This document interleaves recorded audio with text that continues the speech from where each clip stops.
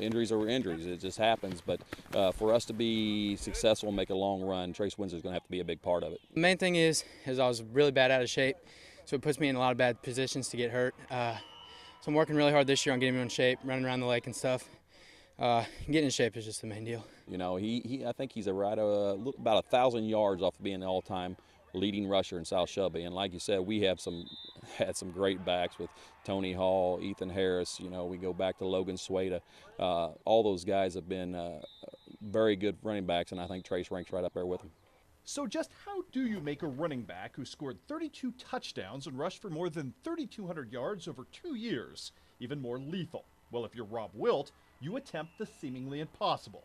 You try to get a defense to take their eyes off the kid wearing one of the biggest targets in the state.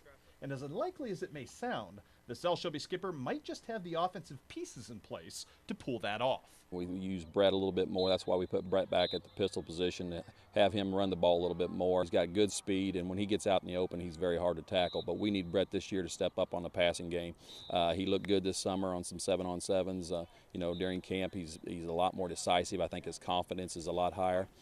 He knows the offense real well. I expect Brett to take a big step up this year and be a good leader and a passer for us. Yeah, we got a lot of guys from tight ends to wide receivers, running backs, fullbacks. They can all catch it, and got a lot of targets. Hopefully we can use them all this year.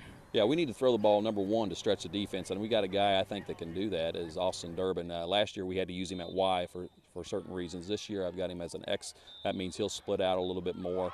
I like him stretching the defense this summer. You know, we're going to throw the long ball to him, and he's the type of kid that can go get it. He's athletic. He's about 6'2", and you know, Chase Morrow gives us that slot receiver that can run the ball a little bit.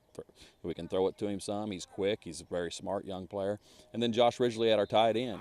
He's the kid that's stepping in there, very thick. One of those guys that always works hard, get downfield, make the extra block. So our receiving group is pretty good, and we got a couple backs that can catch the ball as well.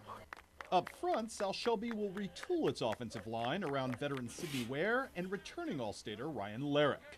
Defensively, you can expect some considerable new tweaks as well, with a new defensive coordinator in Kurt Bowen. Mr. Bowen, Coach Bowen, has a great plan. He really knows what he's doing. He has us flying around.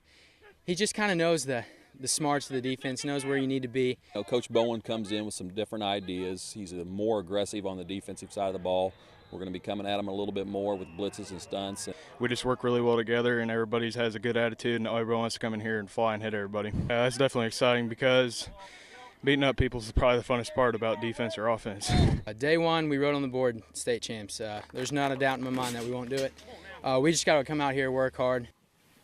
Good job, good job, good job. They'll run reverse back on us, then we look stupid.